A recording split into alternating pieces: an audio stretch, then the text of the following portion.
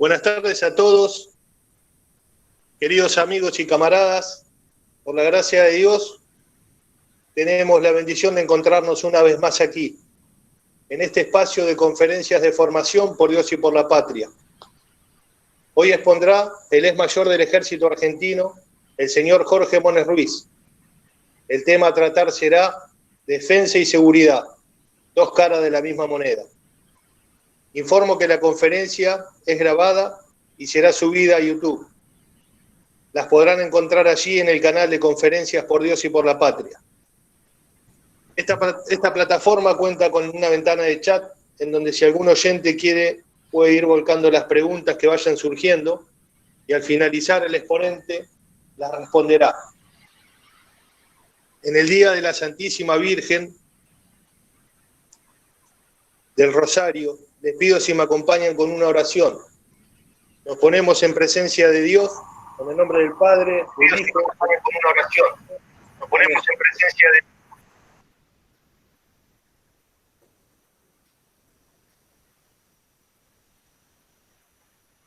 Hoy pediremos especialmente por la patria, por las intenciones personales de todos los participantes y oyentes, y especialmente por la salud de nuestro querido amigo Silva.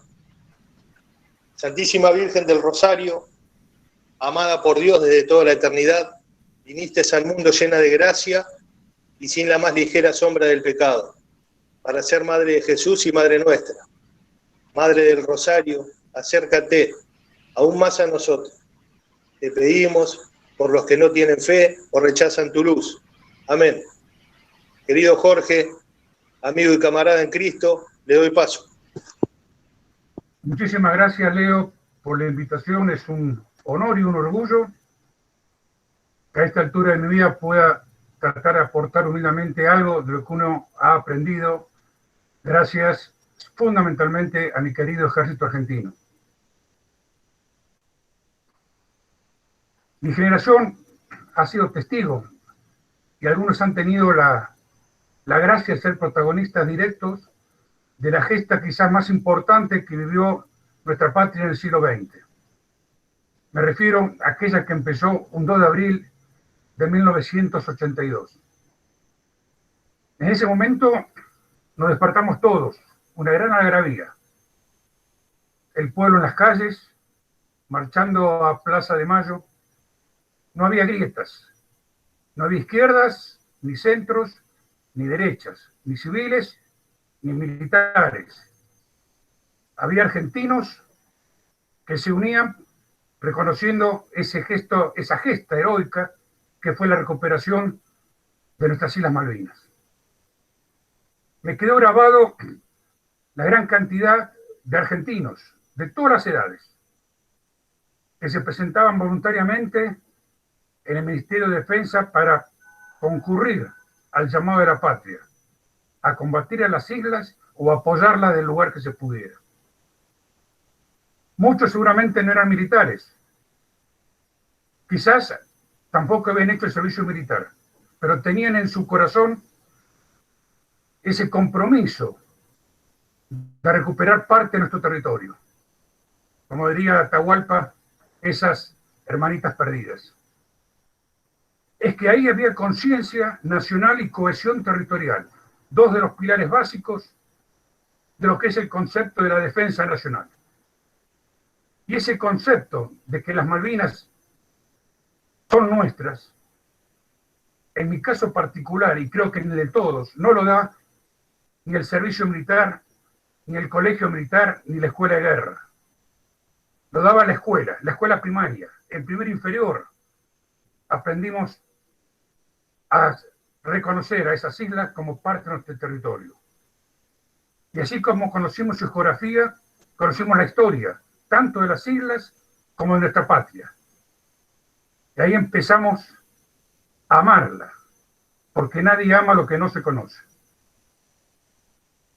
Y posteriormente, dispuestos a defenderla, bajo el juramento de hasta perder la vida. Nadie defiende lo que no ama y nadie ama lo que no conoce. Y esto creo que es el embrión o la semilla más importante de lo que es la defensa nacional. En la actualidad se define a la defensa nacional como un conjunto de medidas que adopta el Estado para alcanzar la seguridad nacional a través del empleo efectivo o potencial del factor militar articulado con los demás factores del poder nacional. Nuestra ley de defensa nacional sostiene más o menos lo mismo. Dice que es la integración y coordinación o la acción coordinada de todas las fuerzas de la nación para la resolución de aquellos conflictos que requieran el empleo disuasivo o efectivo del poder militar o de las Fuerzas Armadas para enfrentar agresiones de origen externo. Presten atención a esta última parte, agresión de origen externo, que después vamos a volver sobre eso. Se habla de conflictos, la ley de defensa, pero al mismo tiempo escuchamos de nuestros políticos desde hace años decir que no hay hipótesis de conflicto. Señores, no solamente hay hipótesis de conflicto, sino hay conflictos. O pregunto si la deuda externa no es un conflicto. O si Brasil modifica su política arancelaria o devalúa el real, no genera un conflicto.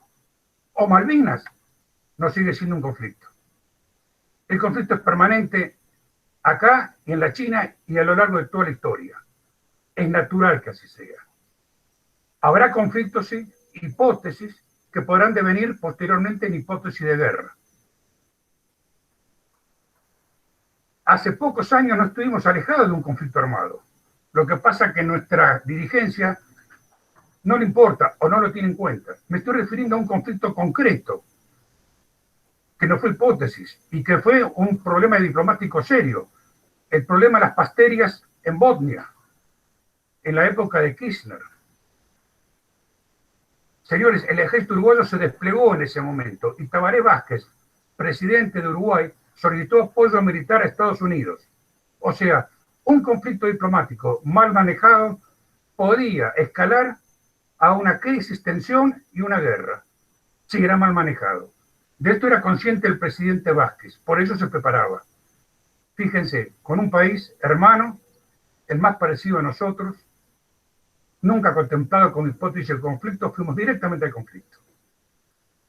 Es que esto es natural en el mundo, en la historia.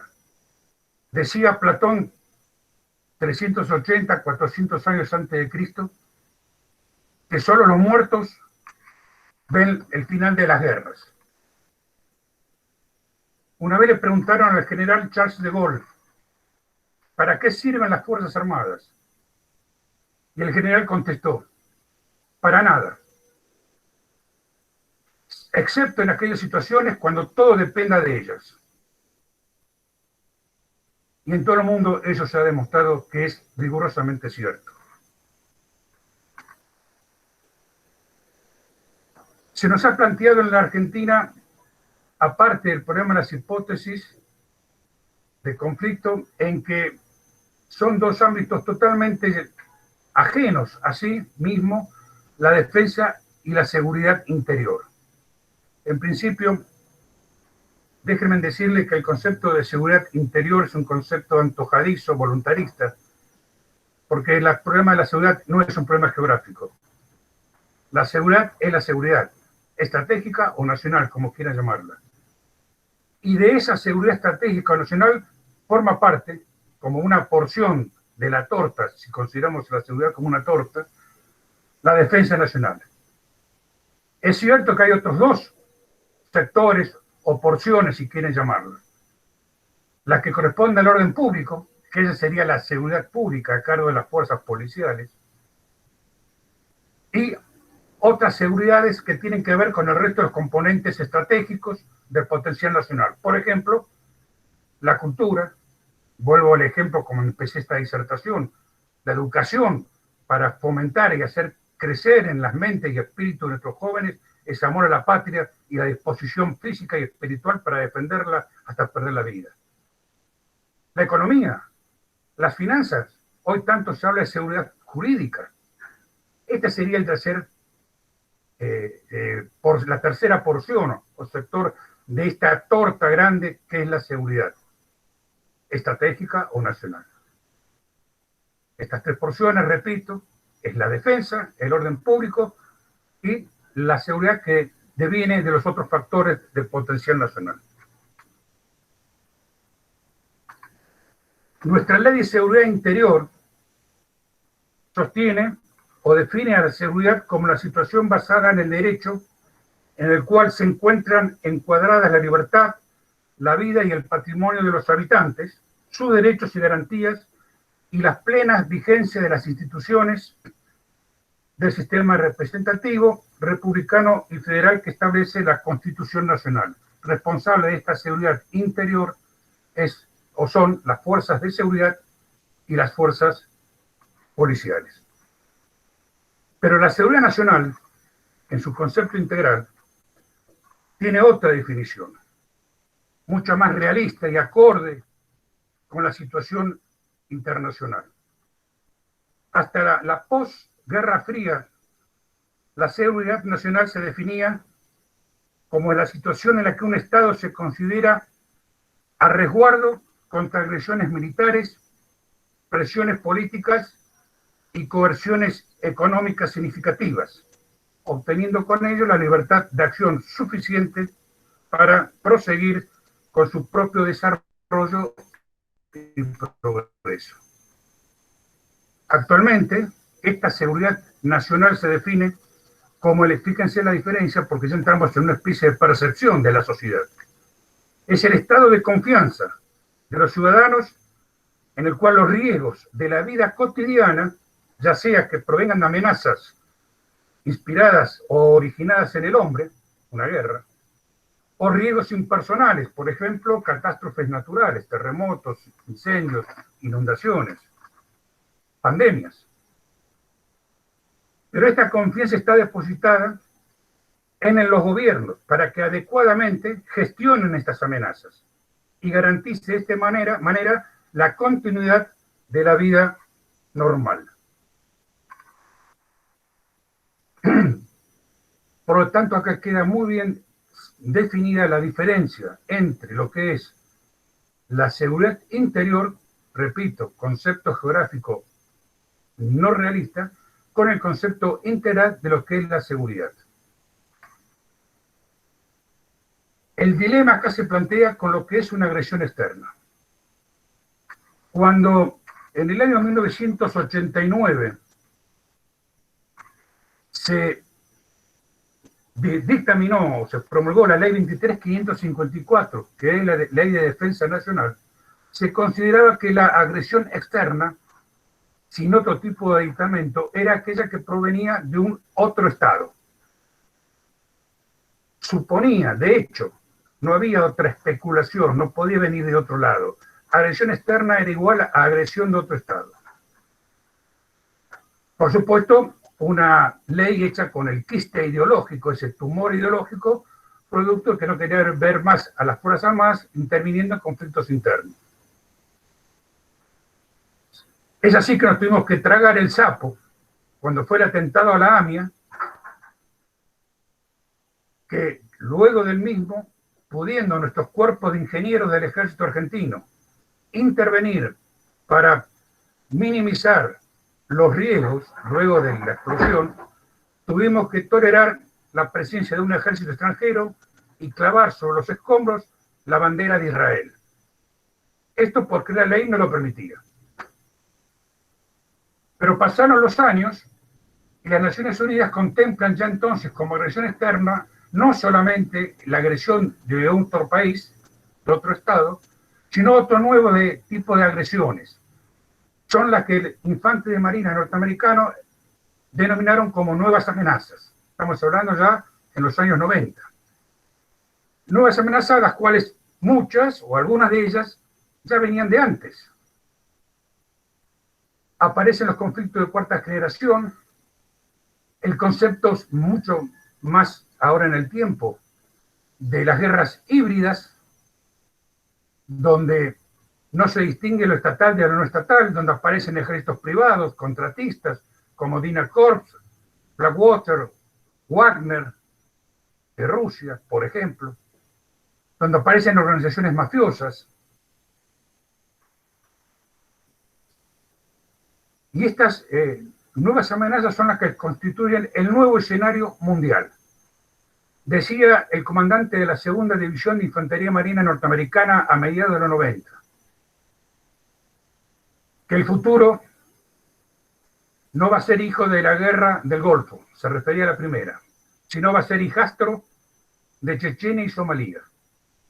Conflictos totalmente asimétricos, diferentes a la típica o buena guerra clásica, como le gustaba decir al general Claude de Laborde de Francia.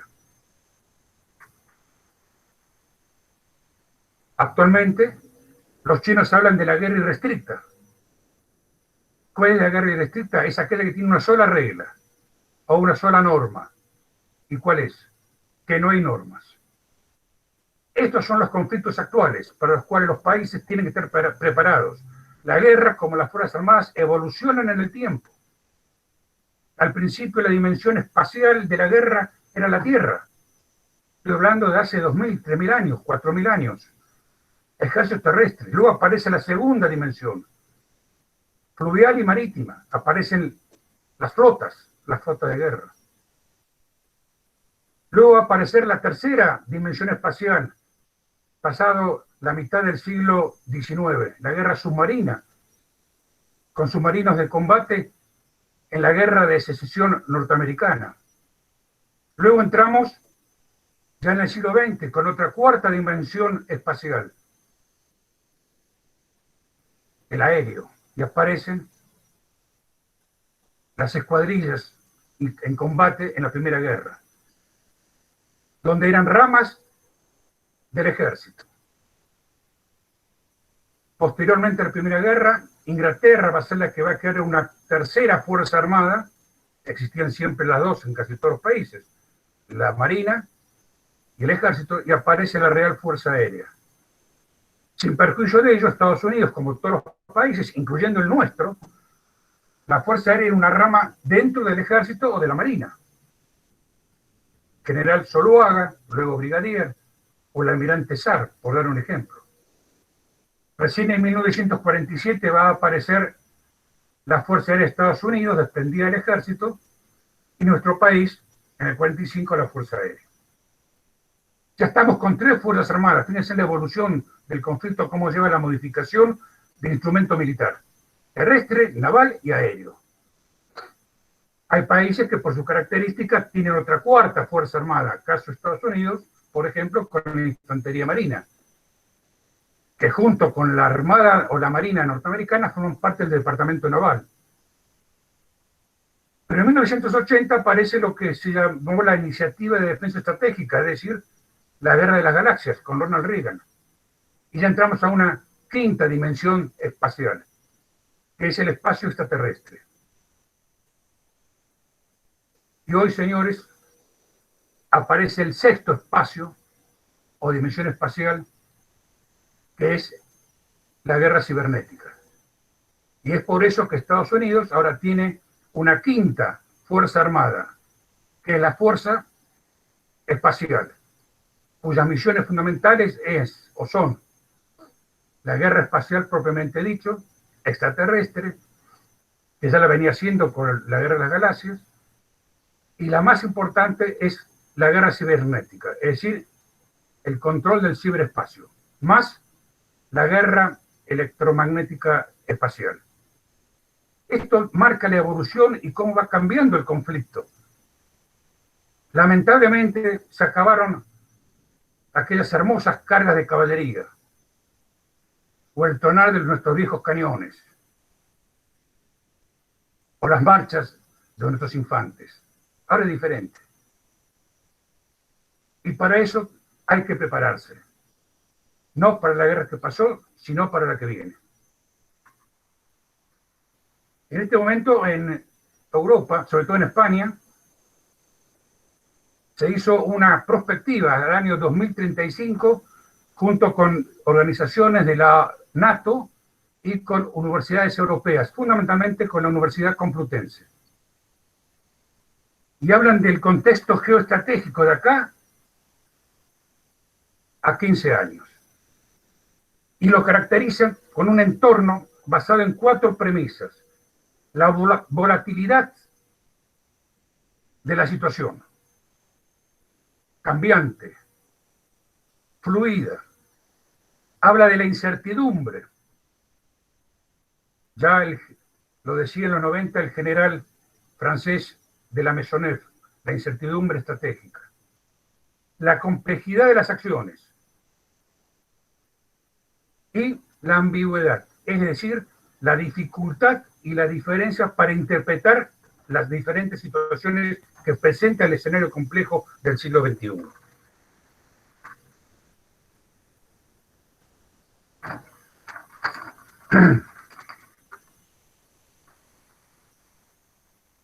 Algunos sostienen, como la pregunta que le hicieron al general de Gaulle, ¿para qué sirven las Fuerzas Armadas? Señores, podemos hacer una comparación, esta comparación no es propia, no es mía, pero me gusta. Y dice que, por ejemplo, que la diplomacia o las relaciones exteriores de un país puede identificarse con las partituras musicales y que la orquesta son las Fuerzas Armadas, porque son necesarias, funcionales e instrumentales a la política exterior de un país. Que entre paréntesis, para algunos países como Estados Unidos, la única política que existe es la política exterior, como también sostenía el general Perón. Comentario aparte.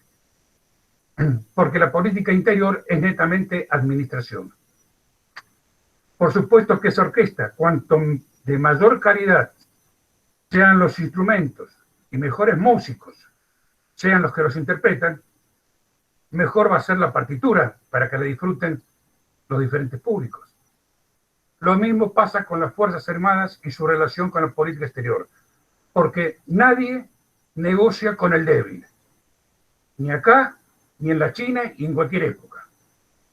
Porque la debilidad de un país tienta siempre a la agresión.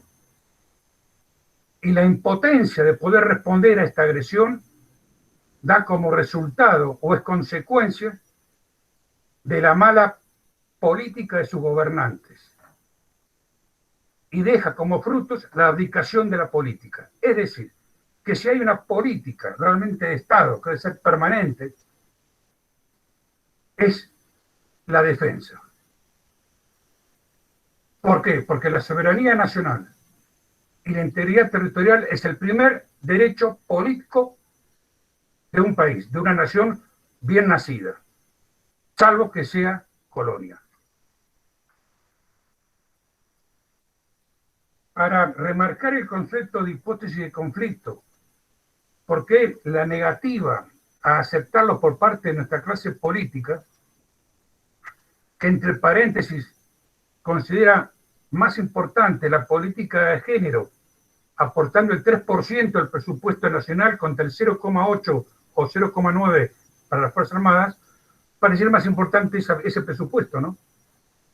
Solamente una clase gobernante eunuca puede dictaminar o resolver o decidir estas cuestiones de esta manera. Pero para que se entienda la barbaridad que es no contemplar seriamente el problema de la defensa nacional. Y esto que lo digo no es un comentario subjetivo. Yo los invito a que vean las plataformas y los programas políticos de los diferentes partidos, a ver en cuál de ellos, salvo alguno, habla de la defensa nacional. Pero sostener que no hay hipótesis de conflicto, no hay conflictos, es como sostener desde el Ministerio de Salud y con el aval de un presidente, de que no hay posibilidades, o sea, no hay hipótesis, de que nos afecten epidemias o cualquier tipo de enfermedad que pongan en peligro la salud de la población, y que tampoco va a haber accidentes que atenten contra la integridad física de los ciudadanos. Por lo tanto, como creemos eso, reducimos el presupuesto de la salud. Cerramos hospitales, menos médicos y enfermeras, ambulancias, no producimos ni importamos medicamentos, no investigamos y solo dejamos una guardia médica o una posta sanitaria para atender algún resfrío producto del cambio climático. Yo le pregunto a todos, ¿no es cierto? Me pregunto, si un partido político en política de salud pusiera esto, ¿lo votarían? Yo quiero ir terminando porque entiendo que hay preguntas, seguramente, y ahí podríamos ir ahondando más en el tema este. Yo lo que quiero rescatar es que, señores, todo país bien nacido ha nacido de hecho de armas. No solamente en la Argentina, sino en la gran mayoría, las Fuerzas Armadas son instituciones fundamentales y funcionales. Quizás cuanto más preparados estamos para la guerra, más cerca estamos de poder evitarlas. Pero señores, no caigamos en los cantos de sirena de los políticos tartufos que tenemos, que nos quieren vender la idea de que la política puede hacer de la tierra un paraíso. Eso es imposible. Lo que sí se puede lograr con instituciones serias es que no sea un infierno. Esa es la misión, creo, de los políticos. En eso son contribuyentes las Fuerzas Armadas. Y no solamente las tenemos que ver o ponderar en la función específica, que es la defensa de la soberanía e integridad territorial, sino en muchas otras, como estamos viendo ahora en nuestro país, y en otros países lo mismo, como producto de esta pandemia que estamos sufriendo. Pero también las hemos visto en catástrofes naturales. Bueno, ya llevamos 30 minutos, es un tema obviamente para desarrollarlo arduamente, ¿no es cierto?, tipo cursillo, pero entiendo que debe haber quedado bastantes inquietudes y por supuesto quedo a disposición de ustedes para lo que necesiten. Ya muchas gracias por la atención. Jorge, brillante, muchas gracias. Voy a pedir en primer lugar si podemos brindarle un aplauso a este hombre que nos ha clarificado tanto con esa...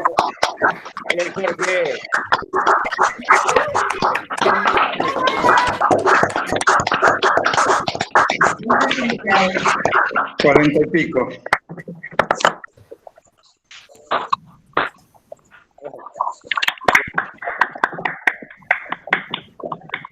Jorge, acá tenemos una pregunta que hace Gerardo Terán.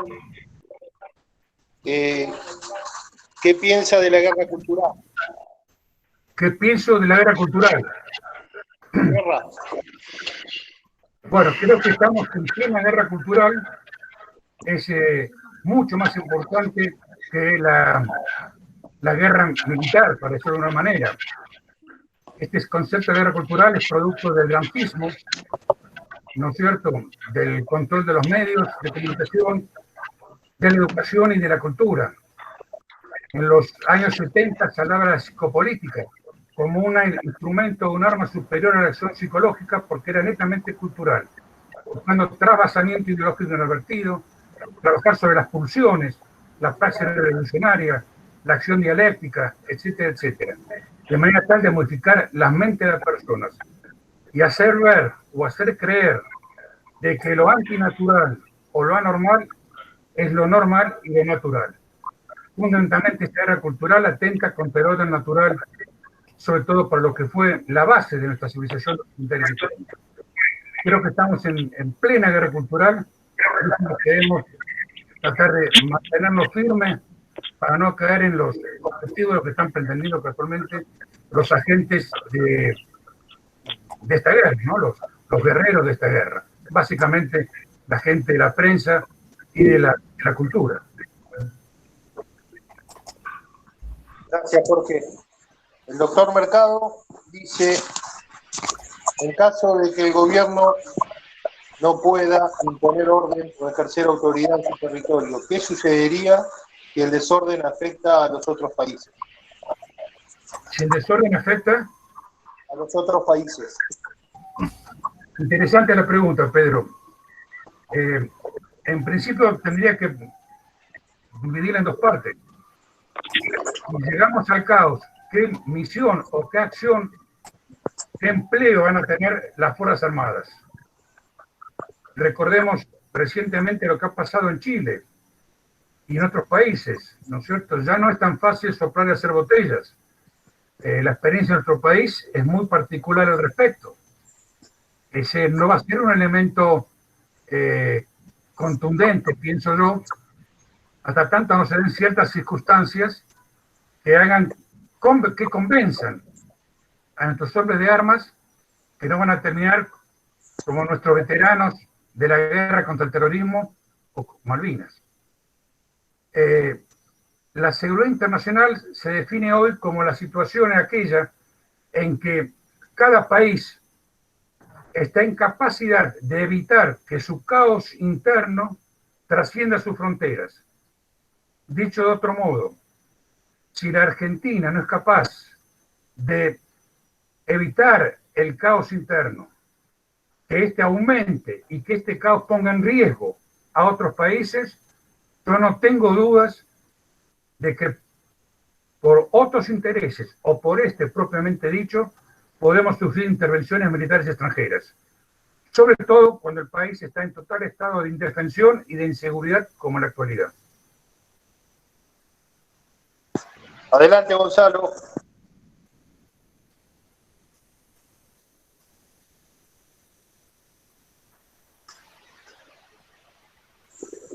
Bueno, quería preguntar.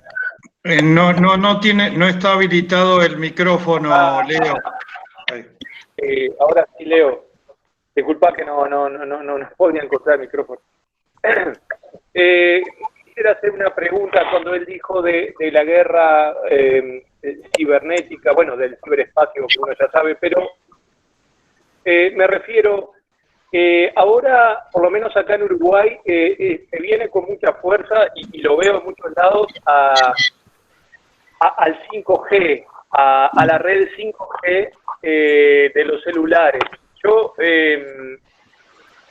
cuando Mona Ruiz hablaba del cambio de mentalidad para que el enemigo, justamente, lo antinatural sea visto como bueno y demás, cuando uno hace una conversión del pecado hacia la santidad, ¿no? Mentalmente se llama en griego metanoia, ¿no? Bueno, yo lo defino como que fuera una antimetanoia o una metanoia inversa, en el sentido que la gente va desde la salud mental, de la fe, del corazón, hacia que las cosas más aberrantes sean vistas como cosas buenas. Entonces, cuando la persona entra en ese nivel, en ese estado de zombie, veo, por mi experiencia, muy difícil que cambie, que retroceda, porque ha perdido la fe, porque el racionalismo ya le ha comido el alma.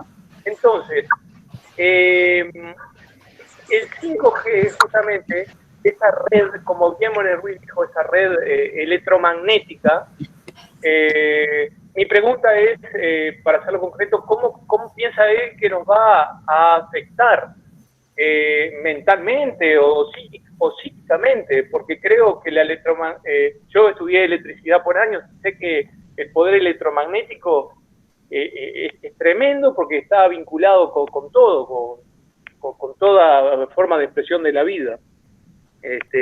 No sé si fui más o menos claro. Sí, la parte muy interesante, la reflexión tuya. Tuve oportunidad de leer en la cárcel 2 tomos que me trajo un camarada sobre satélites, algo que me aburría muchísimo, porque aparte me cuesta sumar 2 más 2 como oficial de caballería, te puedes imaginar. Pero hay una parte que decía algo muy interesante, que era, antes no existía la guerra cibernética en ese momento, pero se hablaba de la guerra psicotrónica.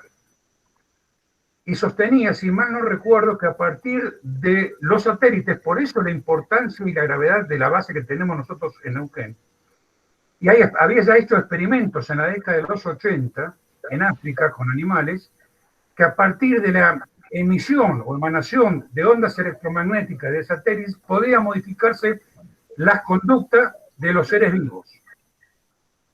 Esto puede tener su correlato, y hay un libro al respecto, La Guerra de las Tormentas, y hay películas de ciencia ficción que ya no lo son, donde se habla que se pueden producir tormentas. En últimos desastres naturales que han habido, grandes inundaciones, hasta han habido acusaciones cruzadas de las grandes superpotencias. De hecho, en la Argentina hace muchos años había una máquina de fabricar granizo, que era un cohete que se tiraba en Mendoza y permitía evitar el granizo. O sea que a lo que voy es que la técnica puede salvar ese tipo de cosas. Yo no soy un técnico en computación, me costó mucho aprender cómo estar ahora con ustedes por este método, ¿no? Esto poder peleo. Pero si hace 30 años hablaba de gracia electrónica, hoy el 5 puede perfectamente afectar nuestra forma de pensar o nuestras mentes. De hecho, fíjate vos que el clima nos afecta, por ejemplo, tanto psicológicamente como físicamente. O sea, yo no descarto que haya ya proyectos en ejecución para tratar de modificar esto. Esto es una dificultad que estamos teniendo, no solamente por el 5G, sino también se está hablando mucho en este momento a través de los planes de vacunación contra el COVID-19. Todo parecía apuntar de que vamos derechito a una sociedad como la que imaginó Aldous Huxley en Un Mundo Feliz o Orwell en 1984.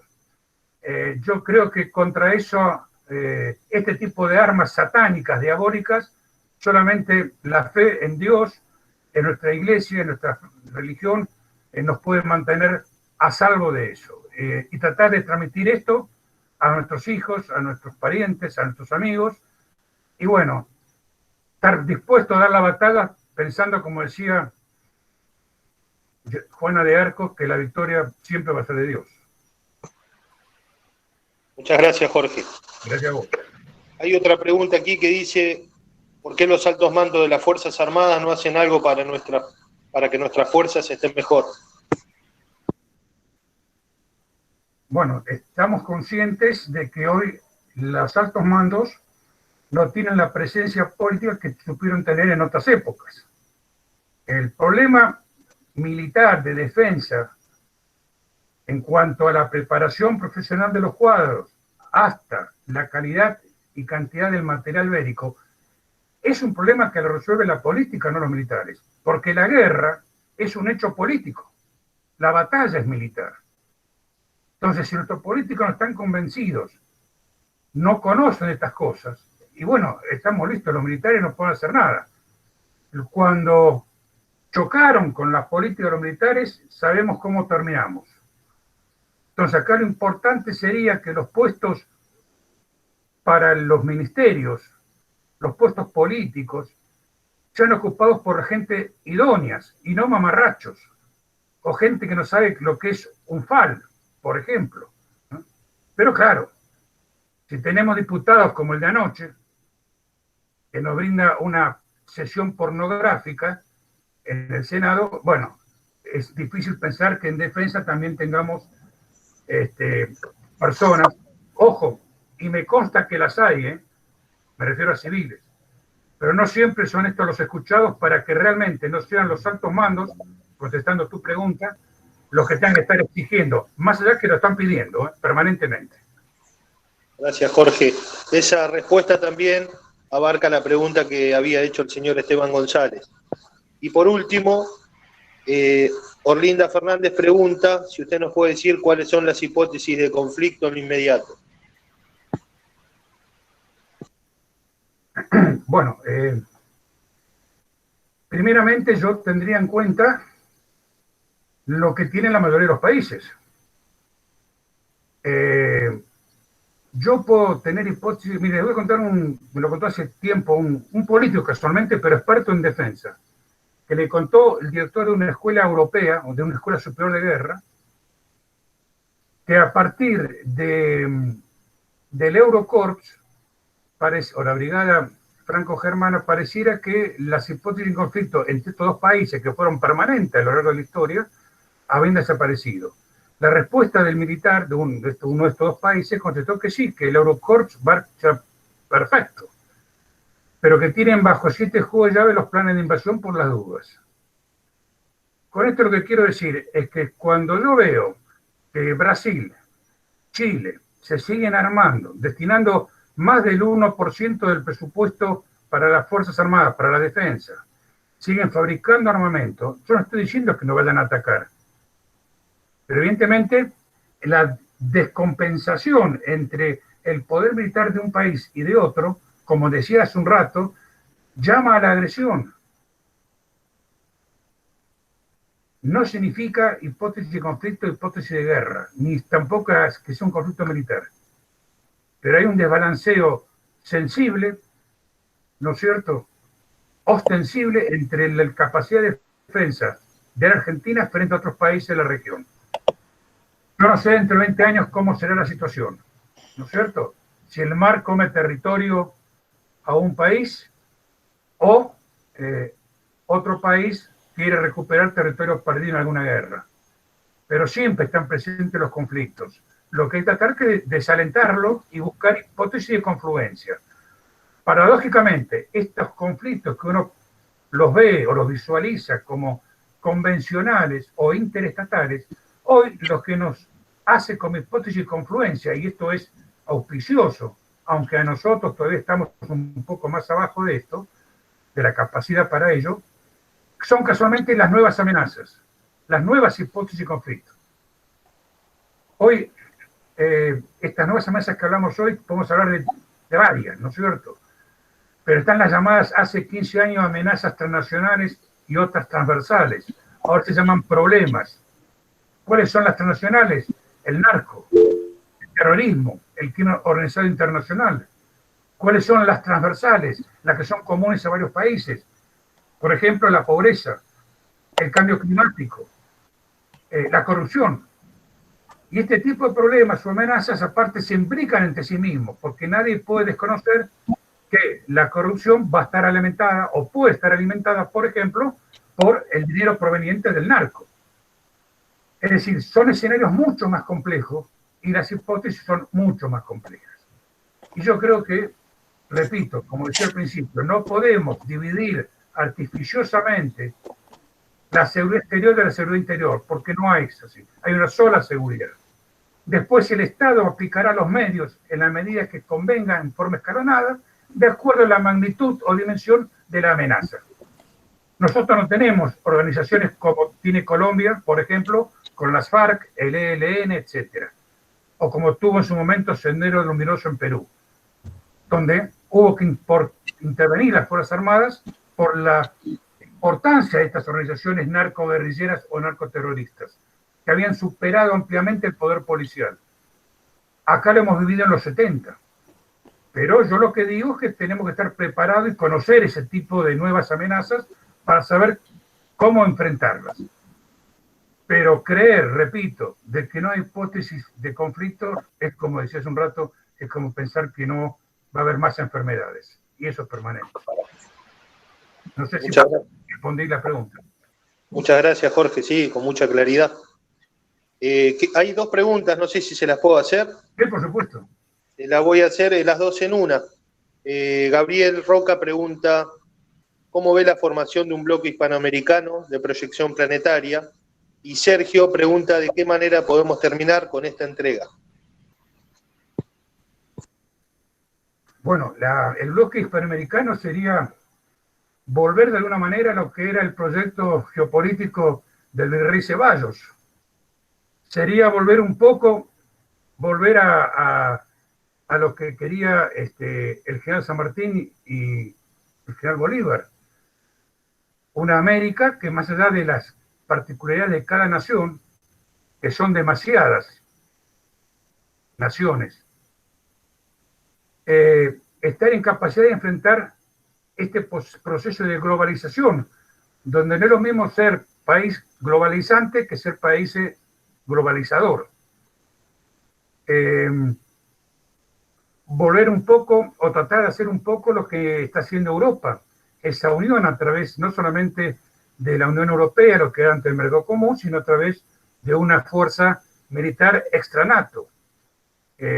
Hace unos años, me acuerdo que en contacto con militares de Brasil, precisamente, llegar a la convicción de que, por ejemplo, dentro de lo que es nuestra materia, que es la defensa, ir a argentinos a instruirse o a participar de ejercicios militares, maniobras, al Amazonas como si fuera nuestra Mesopotamia.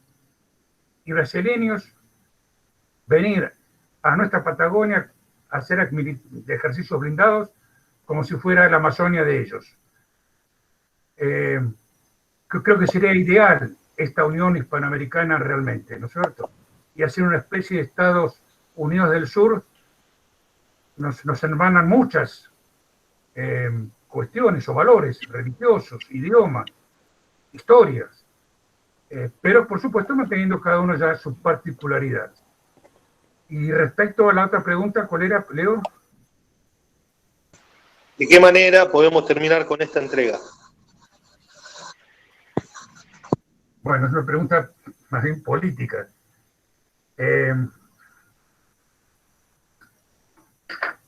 Voy a tratar de no escabullirme de la respuesta. Obviamente la única forma de acabar con esta entrega es intentar luchar, pelear para alcanzar el poder y revertir esta entrega. Y volver a los valores que hicieron grande a nuestra patria en su momento.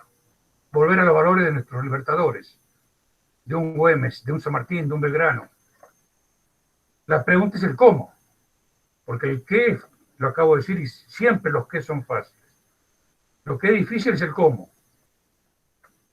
Bueno, yo creo que, como decía alguien, la organización vence el tiempo. Organizarse, no claudicar. Esta empresa que está montando Leo es fundamental, porque nos permite conocernos, comunicarnos, compartir y ver que no estamos solos, y que a lo mejor somos más de lo que creemos. Prepararse espiritual, física y mentalmente. Resistir los embates del enemigo, que va a seguir atacando, y de hecho lo hace. Pero tampoco divaguemos pensando en lo ideal de ya hacer la toma de la Bastilla o asaltar el Palacio de Invierno de San Petersburgo o bajar de Sierra Maestra, nada de eso. Seamos humildes.